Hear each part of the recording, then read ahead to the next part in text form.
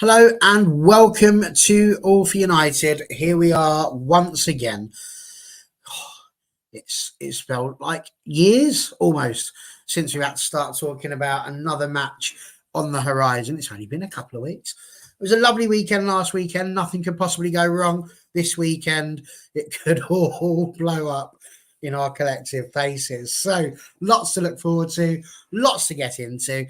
But as ever, we've got ourselves a rather wonderful little panel assembled here to discuss all of the joys of the FA Cup game against Newport County coming up tomorrow afternoon at 4:30 p.m. Nice little time as well. So we're going to get straight into it, really. As you can see, we've got three United fans as ever. My wonderful right-hand man, Dan, on my left-hand side. Just below me there, Andrew Wall, season ticket holder extraordinaire for both the men and the women. Over in the corner there, my bald-headed buddy, like twin, Mr. Danny B, sitting there ready and waiting. And, of course, we have an interloper again. We've brought another one in for the third match in a row. We've managed to do it. We sourced a Newport County fan, which is a lot harder to do on Twitter nowadays because direct messaging is not as simple as it used to be. But we got there. So big up, Diesel. Thank you very much for your help in getting us connected. And Kieran, lovely to have you here on the show. So we will get to you in just a second. But we're going to spin it around there. Danny Boy, as in Big Danny B. Not Big Danny B. You're Danny Bateman. It's all gone wrong. You know what? I'm going to let him start. I'm going to let him start. Why not? Big Danny B. Big game. Newport County. You're not unused to seeing Newport County with your travels with Carlisle United. How much are you looking forward to another chance? Because this is what the magic of the Cup is all about, really, isn't it? You know, to get the chance to see some of the smaller teams in terms of their league position. Yeah, I watched a bit of Ipswich Maidstone today, and I do like the FA Cup. It's just got a nice feel to it, and I think tomorrow's game will be the same. Obviously, be a bit different because I've got a bit more of a vested interest with it being United. But I do think that it'll have a nice cup feel to it. Obviously, the pitch might not be up to the usual standard that United players are used to, so it could be a very old-fashioned kind of tie. But obviously, I expect us to have too much for Newport, but I definitely think they'll be up for it. I think that's absolutely to be expected. Andrew, obviously, very difficult, I would imagine. I mean, it's difficult to get tickets for Manchester United anyway. I would imagine, even as a Manchester United season ticket holder, to win the ballot to travel to Newport must have been akin to also getting an invite to Hogwarts. But how did you get on with that one? And, you know, how much are you looking forward to the opportunity to finally get back into action again with Man United this weekend? I was going to say, I did originally put in for the ballot and then realised, women's team was playing the same day. So I pulled my ballot out the men's because I thought the chances of getting a ticket would be a bit low because of the amount of tickets that we were given. So I thought, at least I'll see one game tomorrow. So I'm going to watch United Women. So on the way back from LSV, I'll be catching the men's game. So as Danny B's just mentioned, it's the magic of the FA Cup, and a case of phrase that's commonly used to describe the competition, but it couldn't be more true this year. You've got Maidstone and Newport have got the chance to cause one of the competition's biggest upset if they do get a win over us. And I think the last couple of rounds have had to be forced into replays as well. So hopefully we go there and we get the win. So, but you never know which United is going to turn up there this season. I'm just thinking it's been discontent and disappointment in this season so far. So I think this is the only trophy we have left to secure this season. So it would be nice to go all the way again and make up for last season and losing the final. We get there again and actually end up winning it. So looking forward to it. It's going to be a good game. I'd say both teams should be well and truly up for it. So be exciting to watch it. Well, I mean, absolutely. But Dan, I mean, I can't quite believe that we're 5 minutes into the show and already. Do you know what's brilliant about this, Kieran, is I've just seen your face go there. This guy owns the channel. It's got to be stop being pessimistic. That's what it's got to be. Yes. Optimistic. Absolutely gobsmacked. Dan, are you worried at all that, number one, we could lose, but number two, just how are you feeling about the FA Cup coming back around? We love a bit of the FA Cup, don't we, surely? It's nice unless you're on the wrong end of a giant killing, though, isn't it? That's the problem. I enjoyed my weekend last weekend because I had no football team to spoil it. So this weekend could be very different. I genuinely am a little bit worried from what I've been reading today, seconds ago, about Rashford's possible misbehaving. And then just in general, I'm worried that the squad may not be able to cope with a trip to a team that might play in a very different way than what we used to. I'm genuinely interested to know what state the pitch is in. So Kieran will be able to help us with that, because if it is what I envisage, which is big brown patches everywhere and like in front of the goal, then I'll be even more worried. If it's nice carpet looking football pitch, then I might be a bit happier. But no, I'm a little bit worried. I think these can be questioned for the mentality going into games. And it's just another day that they've got to step up. And if they don't step up, there's going to be problems. They need to be at it from the word go. We can't underestimate Newport at all. We did well against Wigan, and we need the same sort of performance. We need to be on it from minute one. No slacking. Interesting points to make. So Kieran, we're going to come over to you. And Vicky, who is obviously on Thursday night, says, happy to know that Newport actually has a pitch recently been renewed. There's a lot of changes going on at Newport. We'll get into some of them as we progress through the show. But just for you initially, as a Newport County fan, the FA Cup, the opportunity to get Manchester United, you knew that was what you were fighting for as you had the replay against Eastleigh as well. What does the FA Cup mean when you're in League Two and you get what I can assume is a dream tie for you? I mean, definition of a dream tie, not only for me personally, but for that team. You know, I was talking to you just before we went live here, talked about how the manager even supports United. A few of the players in our team support United. So for them, it's a dream tie, and it's a chance for them to really leave a good account for not only the club, but for themselves, for future opportunities, or even to just enjoy this kind of occasion. It's not very common for a team to be able to say, especially in League Two, that we're able to host one of the biggest, if not the biggest club in the country in terms of definitely stature-wise, definitely name-wise. No matter what your form is, it's Manchester United. That name is global, it's worldwide. So for a League Two club like Newport to be able to say we're hosting them, we get all of the, of course, benefits from the financial aspect, but also the opportunity to really grow the club.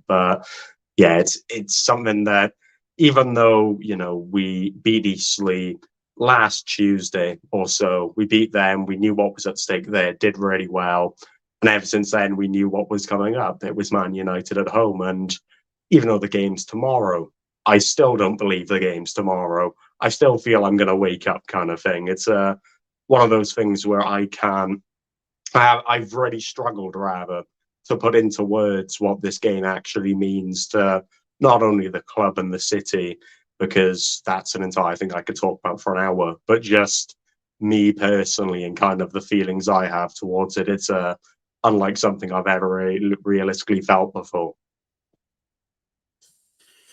Absolutely, and I think that's one of the big things. I mean, I've been in Stevenage since 1996, so we were very aware of what it's like to have a bigger side come down. We had Newcastle United come down to us, and that was just an absolutely massive experience for us. We had that a couple of times actually, and it's 1-1 on aggregate there. They've knocked us out, we've knocked them out, so we're waiting for the trilogy fight. But I fear that's a little bit like waiting for Tyson Fury against Anthony Joshua. It's something that might happen, but it could be some way down the road. But it's again one of those really interesting things, because I was reading that your manager, Graham Coughlin, who everybody seems to be very happy with at the moment as well, and one of your long-term players, Scott Bennett, also massive Manchester United fans, match-going fans at times as well. It's one of those, isn't it, where do you feel like you've got to be careful because, yes, it's a good experience and no, you've got nothing to lose really, but you also want to give a good account of yourselves and not just fall victim to the occasion. Oh, well, it's definitely something that Graham Cochran's been saying. It's that enjoy it, but make sure that you don't kind of, I wouldn't say enjoy it too much, but don't ignore the fact that, you know, we're not expected to beat United, but don't ignore the fact we've got a job to do and leaving a really good account of ourselves. And I'm not going there expecting to win. Like, my head is, you know, I'm realistic with the kind of idea that we could very well lose, and we could very well lose comfortably tomorrow. But I'm very much in the idea of we should, at very bare minimum, be leaving a good account of ourselves and really show what we've been able to do. Because in the league this season, we're 14th, but we've done many things that are way above our expectations. In terms of Newport, in terms of our pre-season, there were worries we'd be going into the National League, we'd be relegated because we had lost loads of key players. We'd recorded a huge net loss, and being a fan-owned club up until 48, 72 hours ago, it was a real worry that we couldn't realistically afford to replace players, afford to bring players in to, I suppose, have an ambition of getting out of League Two. But realistically, in this past week, we've beaten Wrexham, who, of course, are the Welsh rivals that we've got. We've had new ownership coming under Hugh Jenkins. We've brought in a new addition. And we've got United on a Sunday, so everything this week has fallen into plan. But yeah, there's definitely a circumstance now of we want to go out there and leave a good account of ourselves. We don't want to just go out there and be like, we're playing United, let's just, you know, act as if we're fans and we can't really do a job because we've done it before. We've beaten big teams before, kind of thing. No, absolutely fair points. So, Danny B, we're gonna come back to you. And for United, as we said, it's been a 2-week break. But the good news was we had a tricky game against Spurs, which we drew 2-2. Mixed reactions as to how that performance was from people. I didn't think it was quite as bad as some people thought it was. Not brilliant in terms of dominating possession or anything like that, but we did do reasonably well and we went ahead twice. So Martinez came back. That was big news for us. Casemiro was on the bench. We know they're available for this game as well. Obviously, Amrabat and Onana away. They're at the African Cup of Nations still. And Shaw and Maguire both back in training as well. Do you see, and I can't wait to get round to Ardan about this one because he's probably going to give the same answer, but do you see any major changes come into the lineup? Do you see anything? Is there a chance for some of the youngsters? The one thing we do know, and if you're driving, pull over. But I mean, you shouldn't be watching YouTube anyways. Make sure that's my hands free. Shouldn't be doing that either. But we've got a goalkeeper in India who's probably going to start. I mean, just imagine if it's Heaton now, but it should be India starting a game. How excited are we to see India actually in a match? And is it a shame that it's against League Two opposition and not the Premier League, so we can see him in a habitat where he might actually be able to stake a claim for, you know, a first team spot? Firstly, on Bayinda, I think even if he has a good game, we kind of know that as soon as Anana's back, he's going straight back in the team. Anyways, Bayinda could have the game of his life tomorrow, and it wouldn't matter. You know, I hope Bayinda doesn't have the game of his life tomorrow because it means we've been under a lot of pressure and we've not done very well. But as far as the team selection goes, for me, I think we just go as full strength as we can. Like Andy said earlier, it's the only trophy left for us to go for. So I wouldn't get the logic in resting Casemiro, Martinez, anybody like that. I would just go as full strength and as strong as we can and just go for the win. And hopefully we can kind of have a game like we did with Wigan where we dominate, we attack, and hopefully we take more chances than we did against Wigan. I mean, sensible. Connor, amazingly giving it. He's obviously on a wind up. I think he's had a couple of special brews tonight. Anana will start tomorrow. Watch him fly back tonight. So maybe get back in time for kickoff. He's on the bench. So maybe they're losing 1-0 as well tomorrow. Imagine that. It'll blow my mind if that happened. Like, genuinely, I think I would not be able to get on the show tomorrow. I'd give up at that point, I think. Andy, big news for you. Vicky likes your hoodie, so that's good news. It is. There's a bit of fashion in the show as well now. So well done, you. Nobody's mentioned anything about my hoodie, which is exactly the same as yours, other than it's got the white dangly bits and a zip and nothing to do with Manchester United. It's red, I think, is what I was getting at there. It's red.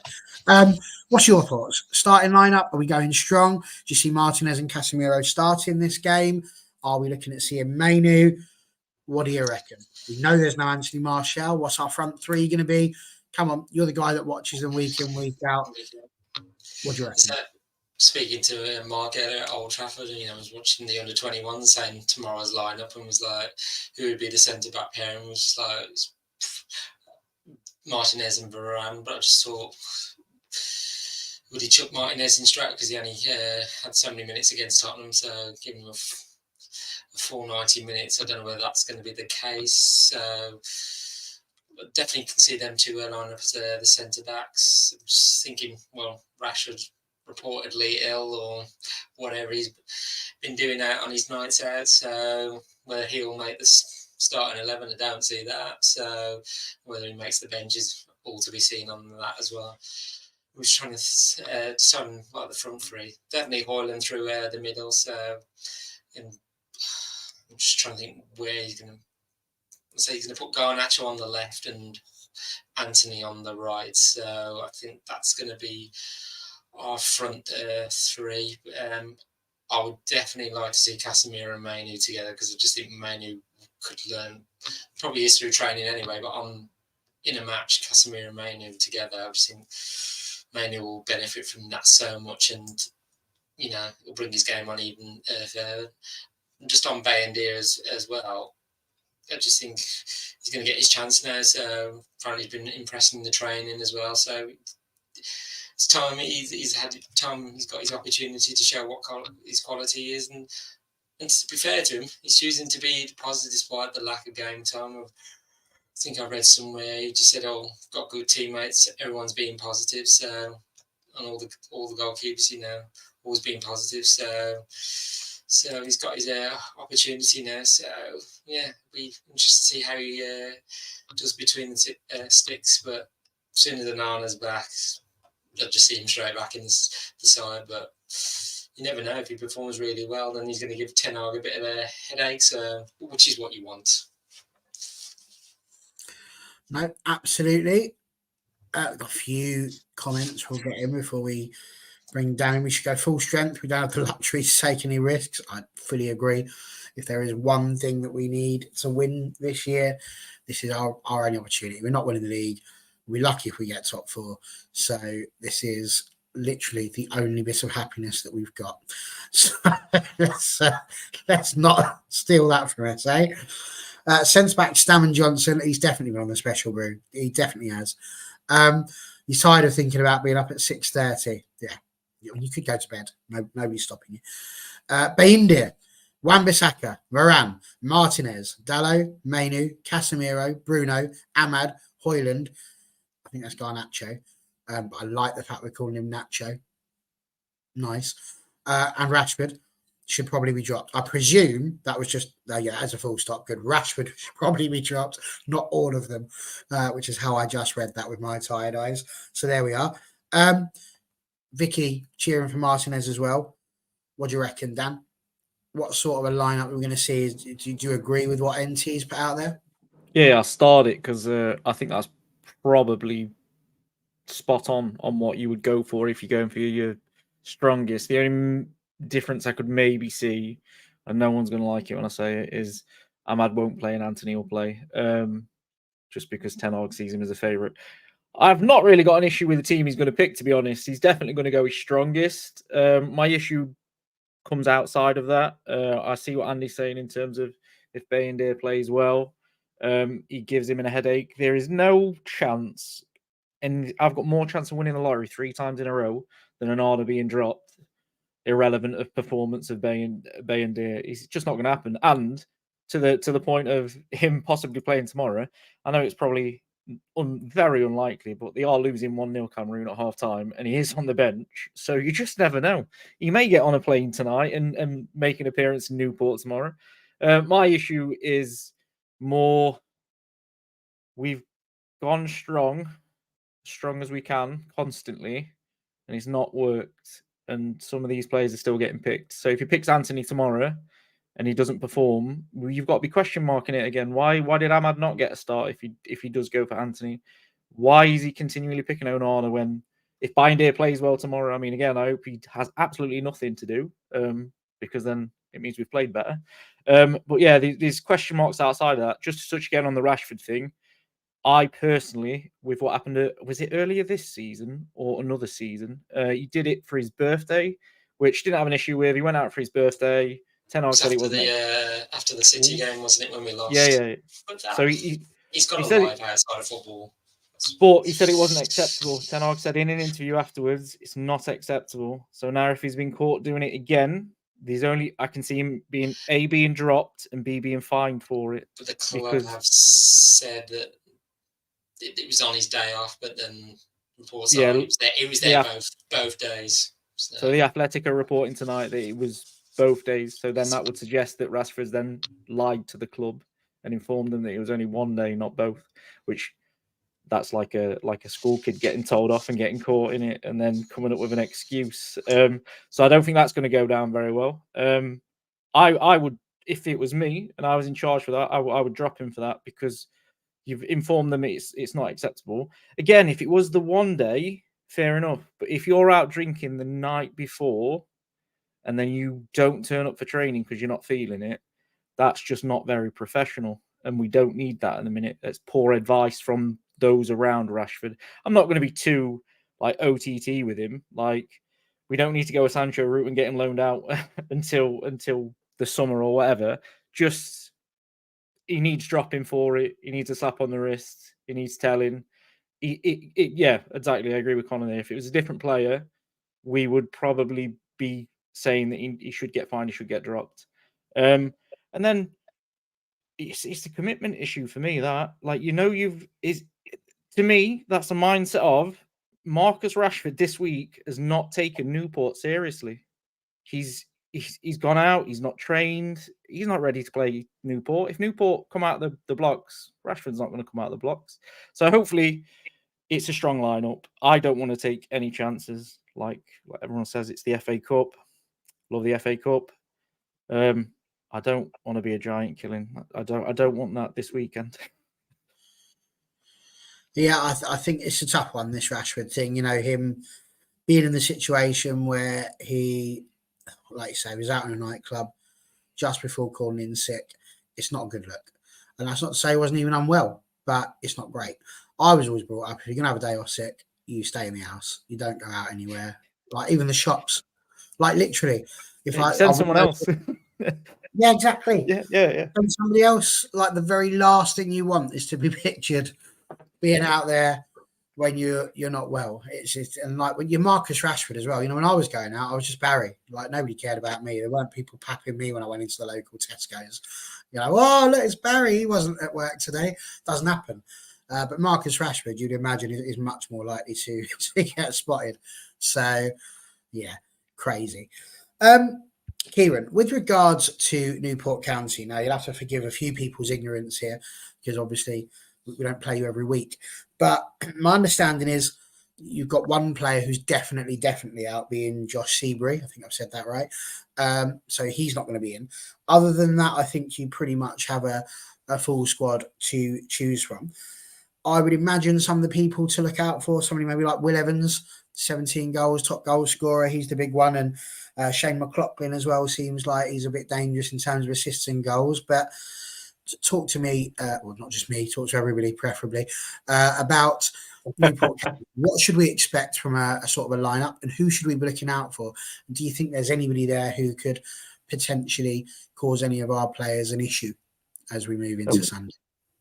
There's definitely players that can cause issues. The way we set up, it's usually a 5-back. We usually go, you'd look at it and say defensive shape, but we use attacking wing backs, and that's where Shane McLaughlin gets his high praise for, because he's very good at transitioning from attack to defense, playing passes, and he comes up with a random wonder goal every now and again. But yeah, in terms of squad and the kind of players we put out there, I expect it to be no different than what we put out against Wrexham, full strength. Well, we don't have a game until next week, so we've not really got to worry about resting players for league games and all this stuff. Not that I think we would anyway, but yeah, Will Evans is the obvious call in terms of players to watch. His goal scoring record just kind of speaks for itself. Shane McLaughlin, like you mentioned, he's one to kind of talk about himself. I've given those reasons. He's also our top scorer in the FA Cup, so his numbers in that regard speak for themselves. Bryn Morris, Scott Bennett's the Newport fan, of course. Those two kind of play a holding midfielder role very well. Whether we play a holding midfielder, attractive passing tomorrow is going to be a different question. But yeah, realistically, there's the obvious players in terms of just statistics, top goal scorers, top assisters, but every player that starts has a role that is slightly different, but it all gels really well for the most part. There's been the odd 1 or 2 games where we've been truly abysmal and just not good enough to actually compete, and I really hope that we don't repeat that. But in terms of this year, we started off really well with 7 games unbeaten. Every player's playing well. The only players that are out, Josh Seabury is out. We've got our Frande Zanzala. He's been out since January, and that's January last year. So I don't realistically know when he'll be coming back. Apparently he's near a return. Omar Bogle is also the only other player that I can see being unavailable for the game. Matt Baker is a centre-back we got on loan from Stoke. Apparently he's recovered from his injury that he suffered against Doncaster 2 weeks previous.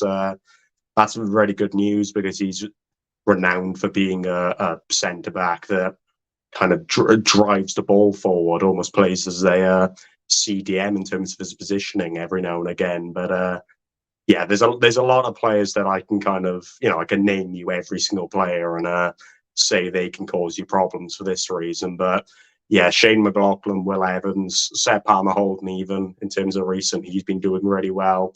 Scored last weekend against Wrexham, and he'll definitely have the want to be part of another cup upset for Newport anyway.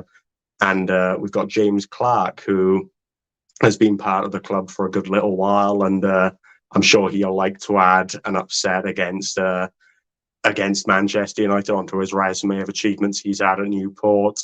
And yeah, he's a solid centre-back, doesn't really put a foot wrong, and I can't expect anything less than that from him. So, I'm going into it with a lot more kind of confidence in terms of we don't have 1 or 2 players that are key, so to speak, or are the only players that do their jobs, but rather everyone does stuff, but just slightly different and varied.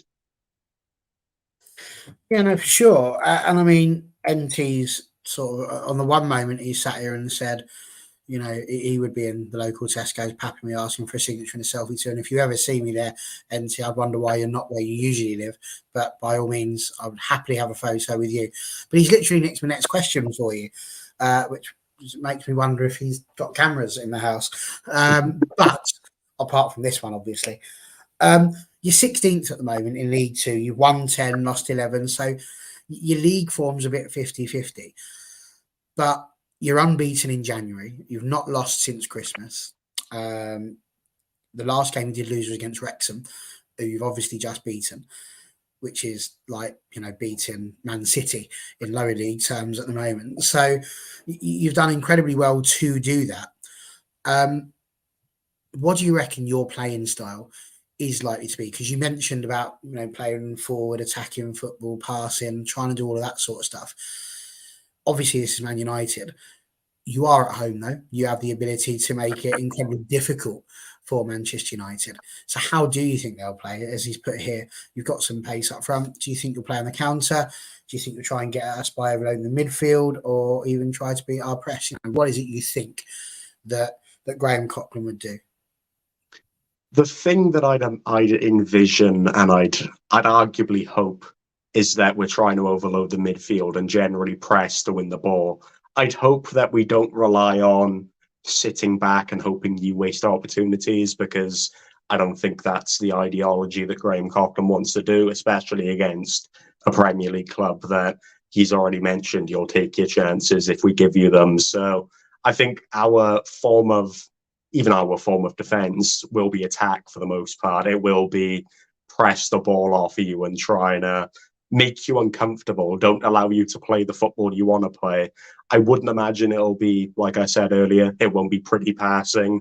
We were doing that against Wrexham. We've done it against Stockport, who are, I suppose, the Liverpool in terms of league positions for League Two. But yeah, I wouldn't envision it to be pretty passing on the ground football that you'll go watch and you'll be like, wow, that isn't a League Two team. I expect it to be a very physical, very mentally draining performance, and it's credit to the fact that we're at home.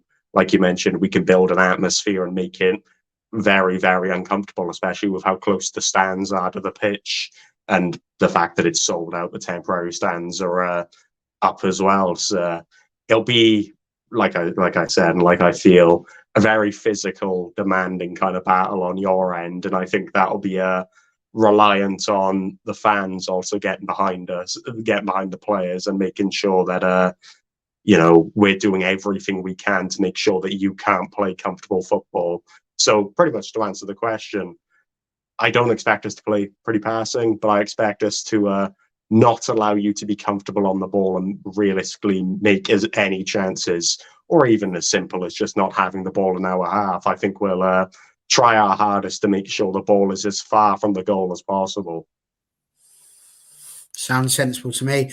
And indeed, if indeed Stockport are the Liverpool of League Two, then Dave Challoner, we will be expecting your resignation for the end of the season at some point. So just be aware that's happened now. That's where you are. Andrew, I nipped you on this one because Kieran's just given us the blueprint, and it was very interesting because I was sitting there thinking, I wonder what he will say with regards to how they will play. And then the minute he said, I hope we sort of overload the midfield, that had me worried, because if there's been a position where we've sort of been alone and not had much of a midfield, that's it. That's the problem. Do you think we've got anything to worry about if they choose to sit loads of players in the midfield? Or do you think that having the likes of Casemiro back will help us with regards to that, and hopefully that will shore us up a little bit? Hopefully Casemiro is starting tomorrow, because I'd be a little bit worried if he wasn't. I'm just thinking, trying to rely on McTominay, Mainu and Eriksen. I'm just thinking Casemiro just bring that defensive solidity back as well. So doing the dirty work, as I say, and I think that will help Mainu to get a bit more forward as well. So, but yeah, Newport are going to be well and truly up for it. And I mean, I was going to say, it's the first time United have been back in playing well since 2005, which was the FA Cup final, which unfortunately we lost that day as well. So hopefully it's not the case again. But yeah, and also, as I said earlier, it's just which United is going to turn off, because we've been so unpredictable. And let's say we've before we defeated Wigan, we went 5 successive away matches without a win. So I just think having this 2 weeks break, after Tottenham, just giving that some of the players, Ten Hag gave them some time off, so some of them have gone on holiday, some of them remain. So and then they got them all back together. So I just think that rest was needed as well, because we're going to have to give it all to the end of the season, in terms of the league, but also the FA Cup I would like to see us win that. So yeah, we won't. I mean, yeah, last round, in the end, it was a foregone conclusion, that we ended up winning. So, and we did what we needed to be done. Delo's finish was brilliant, and then Bruno Fernandes penalty as well. So, but you look back on that game, it wasn't entirely convincing, and just it's been the case all season with some games. Like it looks like as we've been saying, oh, is this the turning point? And then like, there's been a. So I just don't want us to have the banana skin tomorrow. So I just think it'd just be like, just going from one bad thing to another. If we get knocked out of the FA Cup, and then we're just left with the league. Well, trying to get back to the Champions League spots, which looks even more difficult now. So I feel like the FA Cup's giving us a bit of respite from what's happening in the league. So yeah, I just think not just the midfield tomorrow is going to be on it, the defence as well. So I just think even from the set pieces, which we have been absolutely awful this season. I'm just thinking back to the Tottenham game, which is that corner and just like who was marking who and just letting everyone run around. So just don't give Newport any chance, because I feel like they're just going to end up taking it and causing an upset. A bit like Maidstone earlier, they got through on just a couple of attempts they took. So yeah, we're going to be wary on all levels. Yeah, no, absolutely. Andrew mentioned in there 2012 and must have been in Cardiff, and the joys that we had when Wembley Stadium wasn't a thing because it wasn't built. But let's not forget we have had an away game. We've played in Wales in the FA Cup once before in our history, where we managed to face the mighty Wrexham when they weren't owned by Hollywood and Disney and all of that jazz. And it was in the year of 1957. For those of you old enough to remember, none of us on this panel, that was when we won the league, and we were on our way to try and win the double, and we had Wrexham and we played them and we beat them 5-0 at the racecourse ground, and it was a very good time to be in that competition. Then we made it all the way to the final, but we didn't get the double because Aston Villa beat us in controversial circumstances, and this is Aston Villa once again, who are trying to knock us out of the Conti Cup in the women's channel, women's side, also through controversial circumstances. So Aston Villa are very much on the naughty step here on All for United this weekend. Danny B, set pieces. If the longer this game goes on without Manchester United scoring a goal, and the fact that we've seen how woeful we are at defending a set piece, are you worried that Newport could just nick this by something stupid happening, or do you feel emboldened by the fact that we've got a goalkeeper? I genuinely wasn't worried until Kieran started telling me what the plan was for Newport, and everything he said is everything that we're rubbish at, which is overrun the midfield, defending set pieces. They sound like they're going to be playing 5 at the back, well organised, kind of well set up. And what do we struggle against? The low block. Teams that defend well, we struggle to break them down. The more that Kieran was talking, the more worried I was getting. So I still think we'll have too much for them, but I do think the longer it stays 0-0, we know how fragile we are mentally as well. When maybe if we missed a hatful of chances and it's maybe getting on top of them, and then one set piece, that's all it takes. One lapse in concentration is all it takes. But yeah, I wasn't worried until Kieran started talking, and now I'm worried. I can't remember who sings the song, but one kick is all it takes is the way you could change that. One kick is all it takes. That one. Anyway, Dan, we'll throw it over to you, sir. I know that you worry about these sorts of things. You worry about the team. You worry about the selection and all that jazz. But surely, whatever we put out, it's going to be a side that will take it seriously. I mean, NT has already mentioned. We just threw it up there. We can't really win. We can only really be embarrassed. If we win, it's to be expected.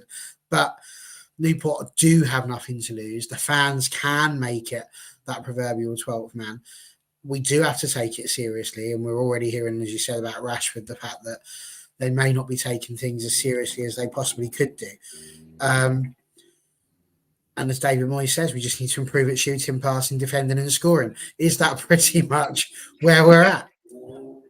That's a great point, though, isn't it?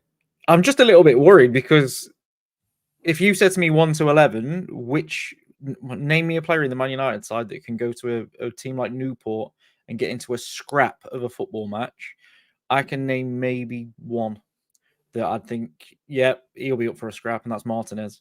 Everybody else has not convinced me at all that they would be up for a scrap. And then I start to worry, should we go with McTominay, Maguire if he's fit for height at corners? And because if they turn it into a proper long ball, like play the odds football, you need people that are going to battle at corners. But then I think back to the last 10 games at corners, and then there I know we're going to concede from a corner tomorrow. So cheers for that. But no, I was looking at Newport's recent record. I think they've scored in the last 6 games as well. Defensively, they look half decent. They don't tend to ship a lot of goals, well, they haven't in the last 6 or 7. The players have just got to be at it. They've been questioned all year, and rightly so. We can't afford to go there and not be paying attention to what's going off. Like Andy alluded to the Wigan game. I thought we did all right. That should have been a lot more score-wise. We played better than the scoreline suggested. Wigan did have a few chances on the break, but we did actually, because the guy that was on last time talking about how Wigan would play, they didn't really play that way. They were stifled a little bit, and they did try and play on the break. They got through early, and then it was really no hassle. We just need to get the ball back early and put them under pressure. The fact that he's mentioned they're going to try and stifle the midfield is a problem for me. Because even if you start Casemiro and Mino, which I think you should, and Fernandes, Casemiro has been out for a long time, so he'll be a bit ring rusty, let's say. So that could be an issue. I don't know, really. I don't like the analysis that I've heard. It's put me on the back foot a little bit. Yeah, we don't need a scrappy cup tie, really. We need one where we're in control. NT's got it spot on as well, by the way. We could win 5-0, and that's really what we should be doing. So if we only win 2-0 and it's a bit scrappy, we're not going to get covered in glory. And if we make a big meal out of it, people are just going to be asking the same questions that we've been asking most of this season. Are these players good enough? You are right. It's very interesting here. Dave has put out there'll be more United fans at Newport than home fans. And I get where he's coming from with this one, insofar as, again, at Stevenage, you knew that if someone like Man United, Spurs, Arsenal, if they were to come for an FA Cup game, there's lots of people around the London area that would support those teams, who would obviously also support Stevenage because it's their local team and maybe a team they go and watch, a bit like down with Carlisle and that sort of jazz. So I do understand that, and I get the fact there's a lot of Newport players that have got season tickets and things like we've mentioned already, but I don't believe that this is the case. I think the people that are going there buying tickets for Newport will 100% want to see a Newport win, because that's just how football works. People want to see the underdog win. I don't think there's going to be that many fans of Newport that are actually just Manchester United fans as well. So I'm not convinced about that one. But he does say 3-0. So it'd be very interesting to see what he thinks there. One thing that all 5 of us have in common is that one of us has definitely got new owners, and 4 of us think we've got new owners, providing everything gets ratified. So we're all sat here very much in the same boat. So I'm going to come to you first, Kieran. I mean, you're cheering, and this is very interesting to see. I'm completely ignorant as to why you needed new owners, but perhaps you could take us through that and how you see that affecting, maybe not necessarily now because it might be a little bit too soon, but how you see that affecting Newport over the next few years. I mean, I wouldn't label it as need new owners. We were a fan-owned club by the Newport County Trust for, I think it was since 2015. So it was a good while that we were a fan-owned club and that we had seen cup runs. We had seen very near promotion seasons, and we had seen good times under fan ownership. But in terms of modern football and in terms of the way the game works now, you'll know how it is, of course, following a Premier League club. It's very money orientated. So there was a level of, it almost felt like as a fan-owned club, as a 100% fan-owned club, we kind of hit the ceiling in terms of what we could do and what we could achieve, and that there were clubs that were coming up, whether that be Wrexham or Notts County, and we couldn't realistically compete with them financially when it comes to bringing players in and all this other stuff. So the acquisition of Hugh Jenkins, who has done it before with Swansea, when he took them over, they were bottom end of League Two, and you know how high they got. They got up to the Premier League, up to European football, thanks to a League Cup win, and he's got the experience to really give the optimism for Newport fans, and that's why I was cheering beforehand, because don't get me wrong, I'm not expecting the same thing to be repeated. I'm not expecting him to take us all the way up to the Premier League. That would just be I wouldn't say naive. I think there's a possibility that it does happen because it's happened before, but I don't want to say it's going to 100% happen, because at the end of the day, we are at a level, like I said, of being a fan-owned club where I don't really think we could have got much further. The way football works, I think you need to be a very bare minimum, especially lower down the leagues. You need to be a hybrid model, so to speak. It's 52% owned by Hugh Jenkins and then 20-something% owned by the trust. I don't know where the rest of it goes, but regardless, I think in terms of our club, there was a trust meeting back in September about whether we wanted Hugh Jenkins to come in and take that kind of involvement in the club. And I believe it was 98% of trust members that were in that meeting voted for him to actually take part in the club. So the reason I'm so happy about it, and the reason that I think, most people, if not all people who support Newport are happy about it, is that not only do we have this optimism that we've got this man who's in the club, who's done it before, has got football experience, which is something that, a lot of owners that go into football don't have football experience, but rather money. He's got that experience and he's got some money with him. So not only that, but the fans are behind him. 98%, that's an overwhelming majority of people that back him and people that believe in what he can do. So it's very much a collective that the trust is still going to happen. There's still going to be the fans that can get the involvement in the club, even just as recent as I believe it was either yesterday or the day before. We had a trust meeting where we kind of just had the ins and outs of certain things that were going on that were, very open and very transparent to us. There's the mixture of, we've got the optimism that we've got this footballing man who can take us up, who can do real special things at the club. But we've also got the luxury that the fans are told what's happening. The fans get direct involvement. So, yeah, it's why it was, I don't think, needed in terms of, we weren't going to, I don't really think go bust or anything from it. But I think, give it a few years and we would have been in dire need. And I think we've realistically taken the perfect time where we're not exactly under the water, but we're starting to get to a level where we may need a bit of additional help. And we've got it at a perfect time, and we were able to wait up until where the EFL were able to approve it and make sure that he is the actual right and fit for purpose person to go in, because there's a lot of owners who have come into football clubs and only benefited their own pocket. So the EFL kind of changed their,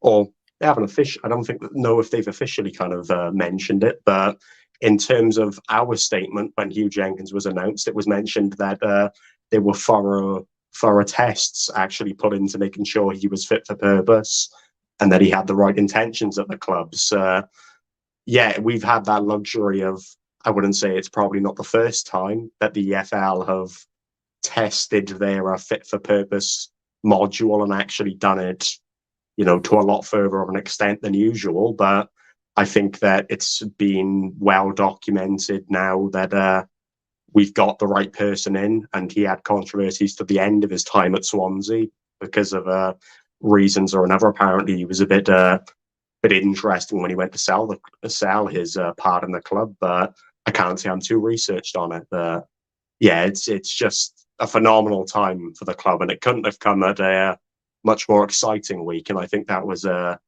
I don't know whether that would have been a thing whether they were going to hold out the announcement up until this really exciting week, but if not, it's just incredibly timed. Owners that only line their own pocket. I mean, surely not. Where could such a thing exist? Surely not.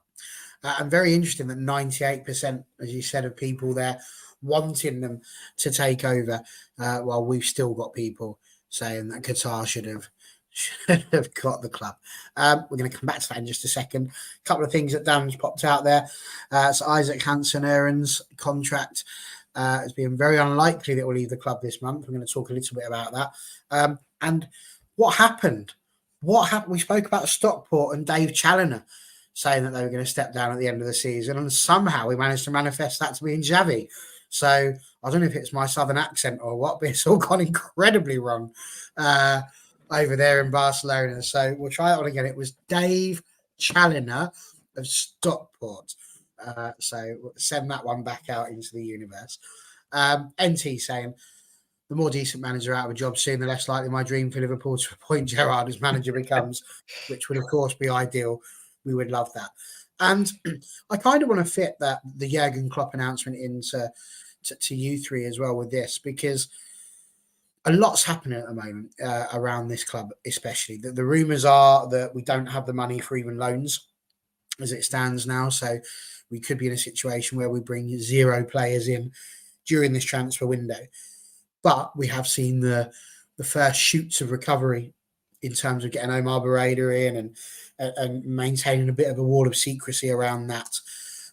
Jurgen Klopp obviously saying he's going to leave at the end of the season. Do you feel that regardless of what happens this season now and regardless of what happens this weekend, do you see, as I say, the green shoots of recovery coming along? Do you see that there is a possibility for an upward trajectory and a possibility for us to regain our position amongst the top 4 or 5 clubs in the league, or not, effectively, with all of this going on? Danny B, what do you reckon? Yeah, I think you can see a lot of the right things are being done in terms of appointments in the structure and, like I say, bringing Omar Barreda in, and you can see what they're doing. But for me, it's just a matter of the proof's in the pudding, isn't it? Like, it's all good and well doing it now, but we need to kind of see down the line. Like, I heard the same with no signings in January, and to be honest, I said a couple of weeks ago on here about just writing the league season off and just going all out for the FA Cup. I'd have said it as a joke, but I kind of stand by it now. I just think, what's the difference between finishing 9th and finishing 12th if we win an FA Cup? Like, because we're not finishing any higher than 7th or 8th anyways. So I just think if we're not bringing any players in, it's just one of them where we've got a habit of doing it recently, haven't we, over previous years, where we just write things off in January. So it wouldn't surprise me if we just kind of go, right, let's write the season off in January and just go for the FA Cup. I think the season has pretty much been written off in that respect, in fans' minds, for sure. Dave, we've already had this conversation over on WFC. But we're certainly not on this channel manifesting Mark Skinner coming out and saying he's leaving at the end of the season. We will leave that one there, I think. Andrew, for you, I mean, we've got still question marks as to whether or not Ten Hag might be in charge when we reach next season. It could be all change in the Premier League landscape next season. Are you feeling positive despite the fact there might be no incomings? Do you see that as a positive, that actually we're not going to get a Wootweg horse that we've got to sit there and worry about watching somebody labour around the pitch and try and score a goal? We're not going to worry about that. We're not bringing in Falcao or an Edison Cavani or Zlatan Ibrahimovic. Effectively we can leave the Old Trafford Zimmer frame where it belongs and just carry on with the players we've got for now and see sort of where it takes us. How are you feeling about that? I was going to say Cavani and Ibrahimovic were goodbyes we got in. The others less so. So I mean, they were, but they did also have, like a pass to the Agallo. They were getting their prescription free. Agallo, come on. boyhood Yes, United. Carlo. How did I forget him? I know, but he was a boyhood United fan, and he said So am I. yeah. But he said a dream to play for Man United. He got his dream, and like I say, My dream to play for Manchester United. They should not be signing me this season. If they do that, it's all gone to pot. It's not make a wish. but yeah. Well, Ten Hag's pretty much said it in his press conference, and he said FFP.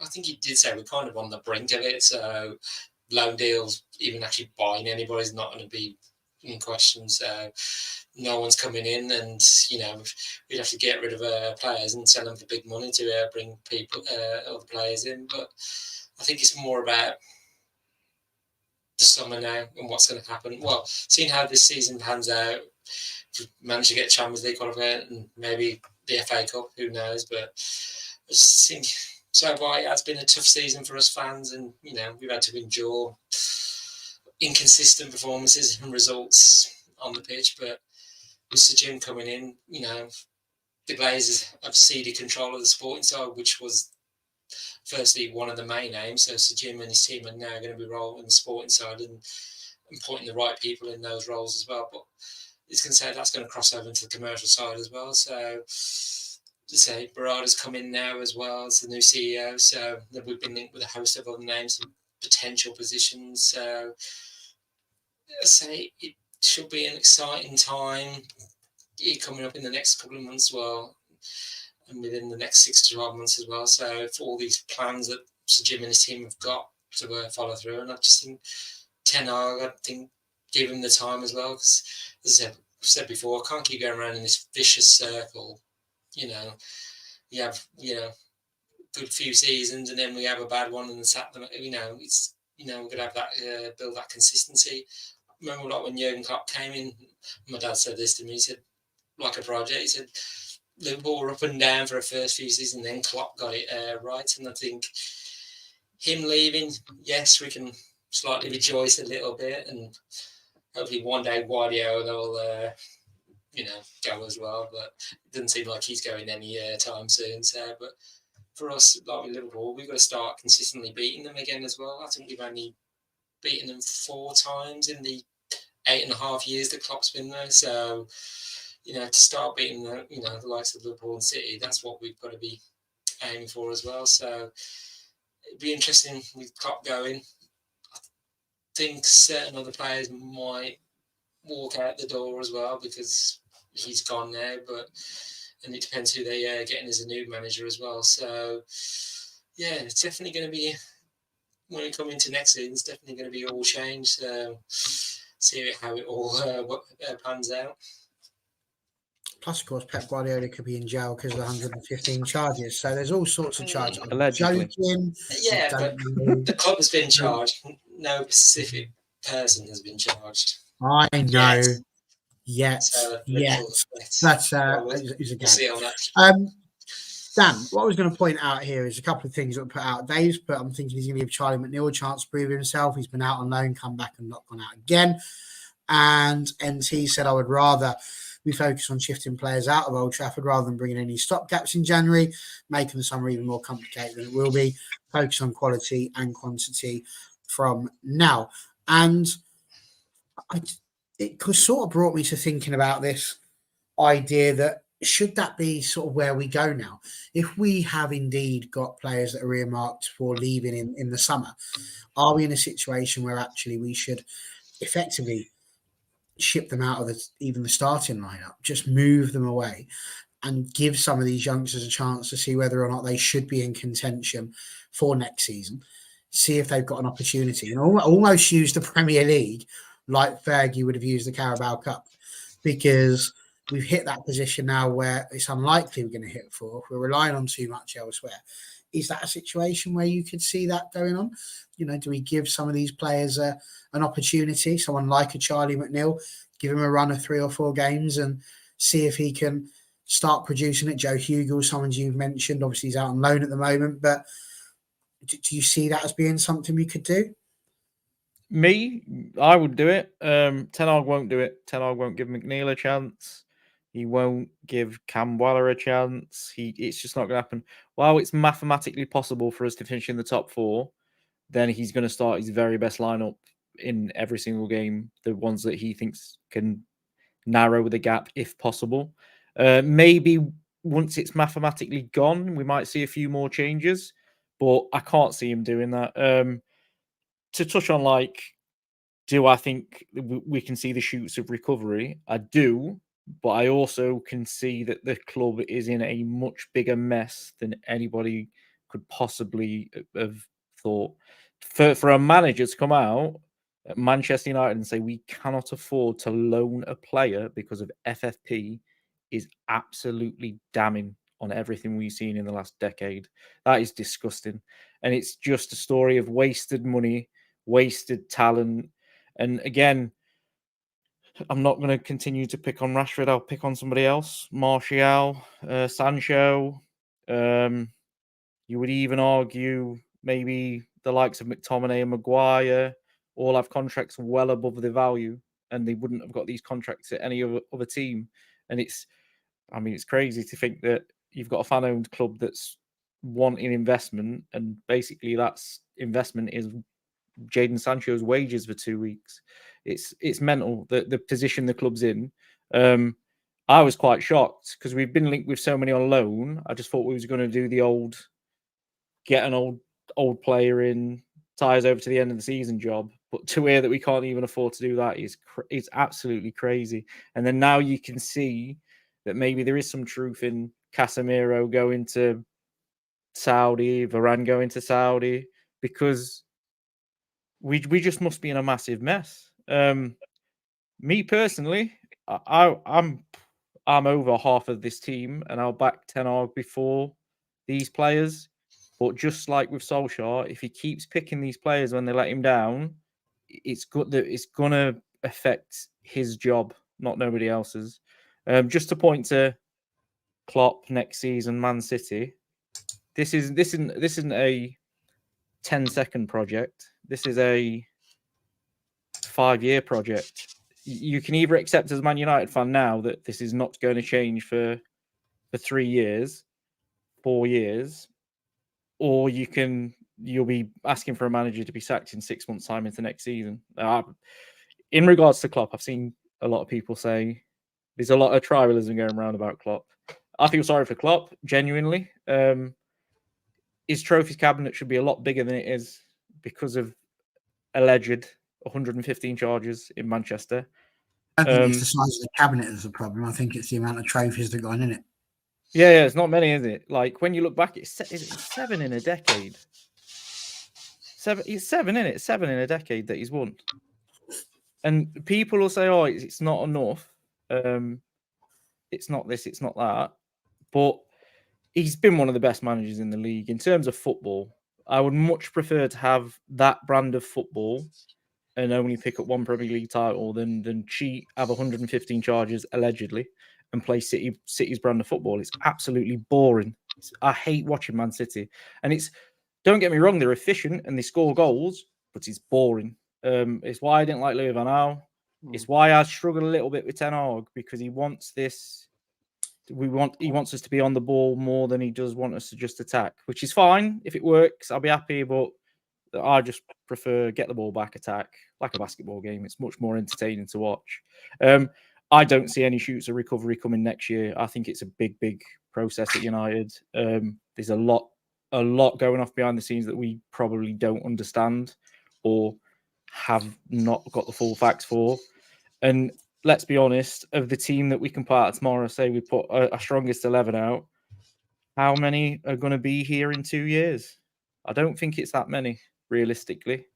If you want to win a title and you want to win a Champions League, I don't think Casemiro is going to take you to that anymore. He might help take you with another player in midfield that's better. Same as, I hope Vicky's gone out of the chat, because if she's here when I say this, she will definitely stab me. Varane is not going to bring you a Champions League or a Premier League. Maguire's not going to. Again, I hope Tone's not here, but Luke Shaw's not shown enough consistency to bring us a Premier League title. It's all inconsistent football. So I just think there's a lot to change. it's going to take time. So you decide you can back Ten Hag and let him have the time, or you can sort of, we need him gone. But I personally, I hope minimum five leave before Ten Hag leaves. Just touching on what you said there, Dan, about the getting rid of the high earners and stuff. What do you think about, like, you know, we said about Varane going, Casemiro going. What about like Luke Shaw and Rashford and that as well, that have been there for like a really long time and are on ridiculous money? Would you think we should cash in on them as well, or like, because for me, I don't see enough from Rashford, especially this year, to prove that he's going to be there and win us a Champions League or win us anything major either. Like, for me, if I thought I could get a decent amount of money for Rashford, he'd be one of the first out the door for me. See, my issue with this is it's not so much his form and consistent. Like, for me, Rashford's been really good before this season, 4 of 3 seasons, and then he had his back injury. This season, he's not been fantastic, but obviously his concentration's not there. So whatever's happening in his personal life and off the thingy, my issue is solely that what has Marcus Rashford done at Manchester United Football Club to be on £275,000 a week? Absolutely, fuck all. Exactly. No matter which way you want to argue, whether he scored 40 goals in a season or 38 goals and assists or whatever else, he's done nothing that should have put him on that sort of wages. What he did was, maybe not him, but his agent used the situation where he was running out of contract to get him a bumper deal, because we'd have lost him for free. But then you think about the deals that Wood have given out to players. I can't think of a play, even Casemiro and Varane. What's Varane done for Manchester United to earn 275k a week? Mm-hmm. And I was having this argument about Maguire with some people on somebody's TikTok. I won't mention the show, but they was basically saying that Varane's been better than Maguire. Yeah, career, yeah, but at Man United, he absolutely hasn't. He's been just like he's been average at Man United. He's not been a world-class defender at Man United. And that's my issue. We've got too many players currently in Manchester United stealing a living. Yeah. And they're well above market price as well. So they're not only stealing a living, they're getting paid massively over the odds of what they should be getting paid. So until you sort of clear that out of the club, you're going to have problems. Like, I can envisage it already. McNeil might get a game, score 2 goals. It wouldn't shock me him banging on the door and then saying, I want 50 grand a week. I've scored 2 goals at Man United. That's the way it works, isn't it? There needs to be more earning. Honestly, with the way it is at the minute, if you offered me money for 95% of this squad, I'd take it. Like, if it was fair value, I'd take it. The only players I don't want to see go is Kobe Minu, Garnacho. I wouldn't sell Fernandez and Martinez. And then after that, probably Højlund as well, actually. After that, I'm starting to struggle. Yeah. No, definitely. Andrew, do you want to throw your little bit in? And then we'll bring it to a close. The comments coming out about, bringing in the younger players and those from the youth. And I think Dave's put a comment there. If you've got a kid in the reserves who's scoring, I was at the under-21s game at Old Trafford, and some of those players that impressed me. Sam Mather, who scored like 4 goals. I mean, the second one from the free kick, just like perfect. And I was just like, but even the others, Hansen, Aaron, he was really good. Sam Murray, left back as well. I was impressed by him, and Ethan Wheatley as well. I was like, it's like before the game, was like, sat there and felt like no pressure, just like we're here to just watch a game where we win, lose, or draw. And I'm just thinking some of the attacking moves we did, and it's like United players taking on the Norwich players, and I was like, it's been a while since to a under-21s game. I was quietly impressed, and I thought some of those that are in the first team, they should be looking over their shoulder, because the kids are doing all right, and they're going to be knocking on the door, and hopefully Ten Hag opens the door and says you can come in and be a part of the first team. So yeah, I just think as we always do, give the youth a chance, because if they're old enough, they're good enough, and some of those are going to step up, and I'm excited to see some of those players break through. So that was just the point I wanted to make. Can I just say that he's absolutely spot He on says here as he as brings it well. up. Yes, you can. Yeah, he's spot on. It's United's fault, and they've let players hold us to ransom, and I think that's what Ineos have come in and they've saw and they've gone. We need to get a lot of these high earners gone because it's undermining the club, and this is a problem that Liverpool are going to face in the summer. Like, it's fine that Klopp's going as long as your backroom consistent with the rules they've followed for the last decade, which is you don't overpay your players. Even if they are one of the best in the world, then he's your highest earner and nobody else gets paid more than that. Even when you've got Van Dijk, Alisson, Salah's still the highest paid. You have to have that system.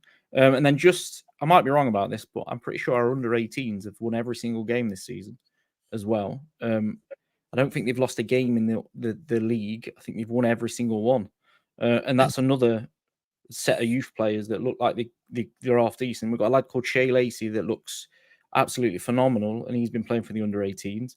So for me, I would genuinely, I don't think there's a Man United fan on this show or that watches this show that think we can finish top 4. So why not give the youth a chance? For me, I would just grin and bear it. I've said it a few times that Chelsea have sort of done that this season, in my opinion. They've obviously spent a load of money, but they've also played players that maybe aren't ready, and they're just hoping that they'll play their way into the Premier League. And I think that'll do wonders for them in 2 years. And we'll be sat there saying, why didn't we do that? We left it too late. So... For sure. And I can confirm you're right. We have played 13, won 13, goal difference of 35 and 39 points. And we are 14 points clear of the Manchester City under-18s and 15 points clear of the Liverpool under-18s. So that's it. I'm going to be watching just the under-18s from now on. Some of the football's amazing. That's where the joy is found. Yeah. Right.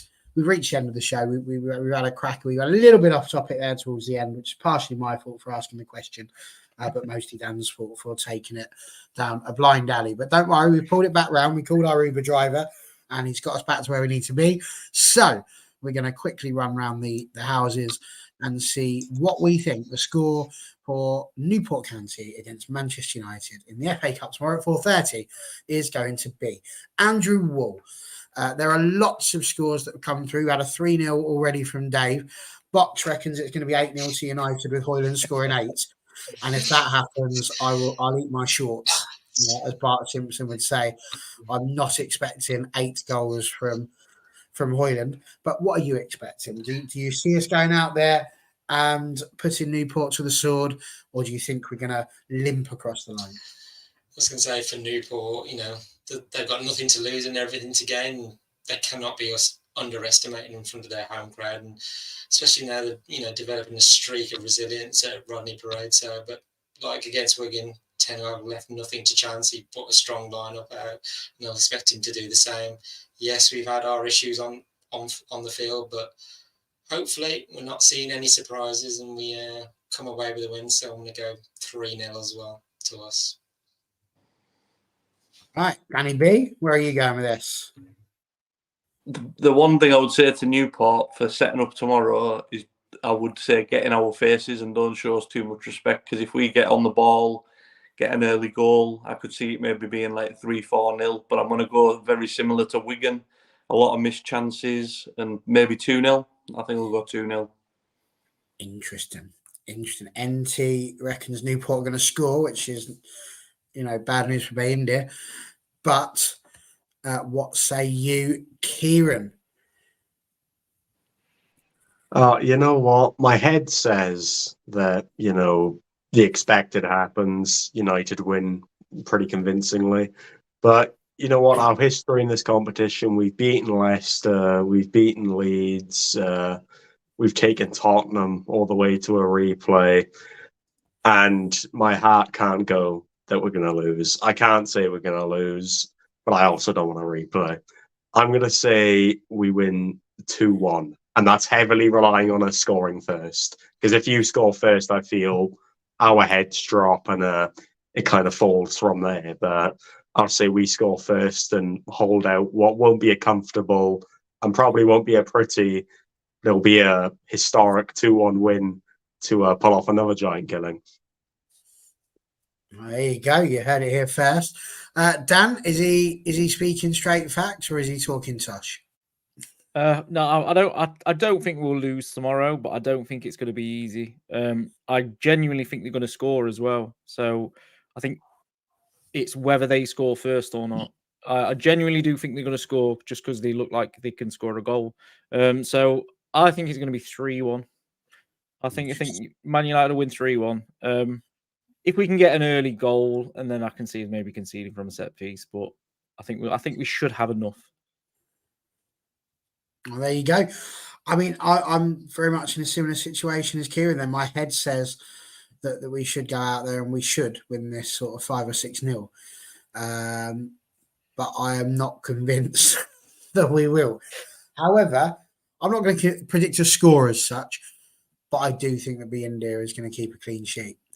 And that is very much my heart. I'm sitting here giving it up, and you're shaking your head at me, Kieran. You've got to give me something, mate. I've had to watch Anana for an entire season, and if India comes in and we lose 2-1, all right, I'll give you him. I'll give you him.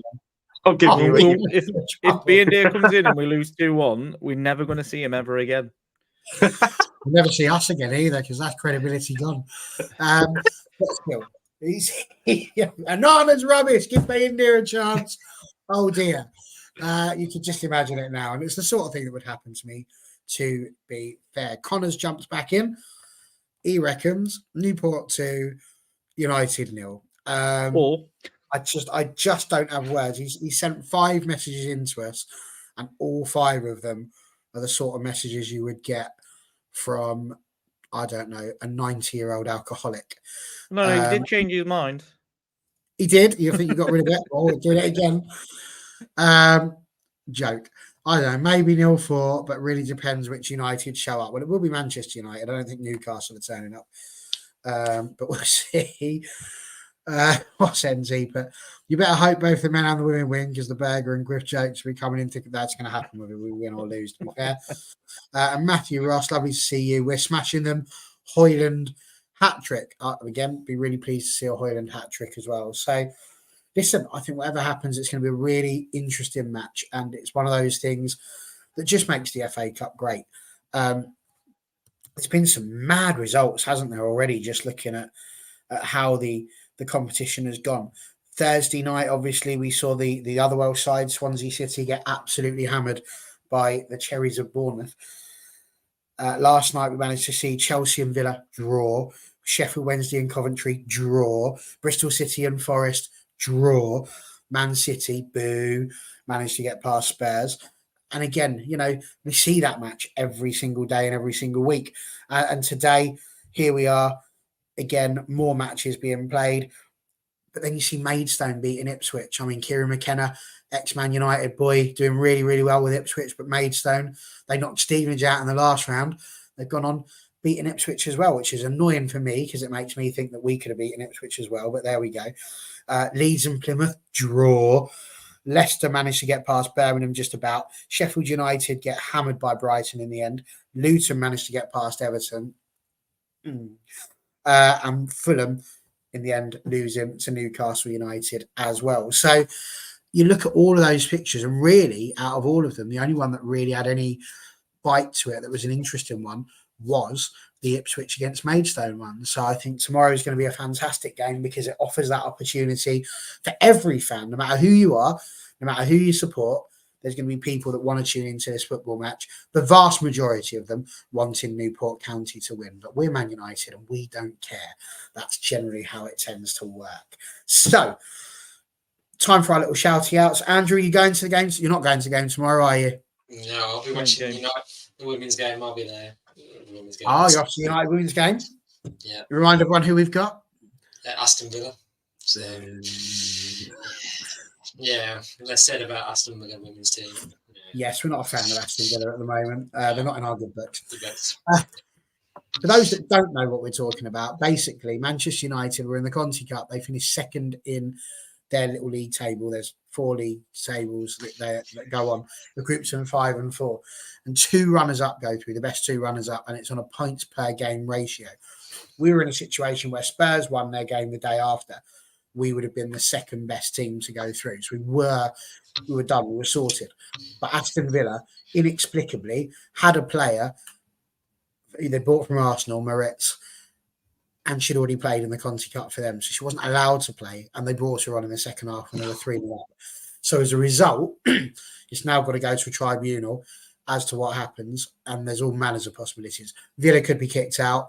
Man United could end up being knocked out because the points could go to Sunderland, and if Sunderland win, then Villa have got a better points per game. Well, sorry, the same points per game, but they've got a better goal difference, so they could potentially go through for that. But then all of their group is basically smaller teams, and ours is all WSL teams, basically. So there's a whole load going on. So if you don't usually keep an eye on what's going on in the women's game, keep your eye on that. Isn't the precedent that they will be kicked out? It was with Reading 10 years ago, and I think after that, the rules have been slightly changed or rewritten, so it's not a guarantee. It's a possibility. But I don't see Villa being kicked out. From what I'm reading, the rules being changed. So such a rookie mistake to make, isn't it? Wow. So the hope Could you argue they've done it on purpose? And Carla Ward, it's possible. I said that. I was joking, but I said that because they also had another player who they knew couldn't play, and yet they didn't. So they didn't play her because they knew that she couldn't play. Yet the player that plays for Arsenal, team that are like 2nd or 3rd in the league, didn't have a clue that she had played. And the player that played apparently didn't remember that she played for Arsenal in the Conti Cup as well. So there's a lot going on there. A lot to. Connor's just put in it. Whoever wins tomorrow should go through. So they're there tomorrow. Yeah, do it like that. Anala is out. This idea on the show last night, Connor. That's what the tribunal should do. They should just come up and go, do you know what? There's no fair way to do this. So whoever wins tomorrow goes through. But then equally, if Villa beat us. Yeah. Take a tribunal. Hopefully we don't lose. Just need a win at all costs tomorrow. So there we go. So that's the women's game. Dan, obviously you'll be watching it on the telly. Yeah. Not hosting. Yeah, I'll be watching it. I normally watch it on the telly, and then I'll be catching up on the darts that's been on tonight, and then obviously watching us at 4:30. Watching Bayinda have the cigar out in his seat because he'll have nothing to do all game. Hopefully. Hopefully. Give your podcast a shout out now whilst your mic's live. Yeah, I've got a podcast out. It's on Spotify. It's called Be the Best Version of Yourself. It talks about me in detail with my gambling addiction, my struggles with my epilepsy, mental health problems, and just anything else really that's sensitive subjects that I think the stigma needs to be ended around them. So yeah, thanks. No problem at all. And Kieran, obviously, thank you for joining us tonight as well. We should mention that Kieran isn't just a Newport County fan. He's a little bit bigger and better than that. He's also, I'm going to just literally read your Twitter bio because that seems like the easiest way to do it. He's within freelance football media, does a bit of work for Newport City FC, as well as being a contributor for Look Sports Media. So you're very much well within the football journalism scene as well. So thank you for coming on. Is there anything particular you'd like to shout out? Where can people find you if they wanted to on the old interweb? Well, of course, my Twitter is like the name. It's this side, this thing at the bottom. Kieran UTC. If you search that up, that's my Twitter, and for the most part, that's every single social that I have: Instagram, YouTube, TikTok, all of that. So yeah, for the most part, it's Newport County. So it might not appeal to everyone because it's League Two, but in terms of this week, it's been a real good time to be a Newport fan. I'm really looking forward to it, and to my shock and my surprise, I've got the ticket, so I'll be there watching tomorrow, watching Will Evans score a hat trick and pull off the biggest upset as Newport County defeat Manchester United 3-0. If he does, I'm closing the channel. That'll be game over at that point. We'll take a hiatus till August. But yeah, again, thank you very much for joining us. Of Dan, course. Thank you for having me. No, our pleasure. And Dan, are you watching it on the telly tomorrow, or are you going to go and sit outside the ground and wave your sticks? I honestly don't know the answer to that question at the moment. It's up in the air at the minute. I don't know whether I'm going out to watch it or whether I'm going to be pre-engaged and have to watch it later. But I'll definitely catch it at some point. Just to add that Cameroon have been knocked out, so Onana is on his way home. See, he's going to be back tomorrow. He's honestly. He's going to play. Yes. He's on the flight already, I bet. He's on his way back, and he's in the start. He left at half time. Get in. Oh no! My 3-0 prediction's actually going to happen. Get in. Could be sick. Deary me. Well, there we go. That's where we are. So that was a nice, depressing way to leave it. Thank you very much, Dan. You really, really cheered me up there. And as Connor says, the boss man, we laugh and joke with him. But good job, Kieran. Always good getting the opposition view, which is why we do it. It's a really good thing. It just makes the discussion a little bit better than us all just having a go at United when we do. And as NT says here as well, he's laughing because he knows that he's joking about the hat-trick. But best of luck apart from tomorrow. Absolutely, that's where we stand. And genuinely, whoever you are, wherever you're watching, whatever you're doing, we do hope that you enjoy the game tomorrow. It should be an absolute doozy, and it should be an advert of why we love the FA Cup so much and why it is the greatest cup competition in the world. And hopefully United will be in that hat for the 5th round draw. But if not, we'll be back here tomorrow night to have a little conversation about what we do. So enjoy it. Have a great day, and we'll see you tomorrow. Cheers all.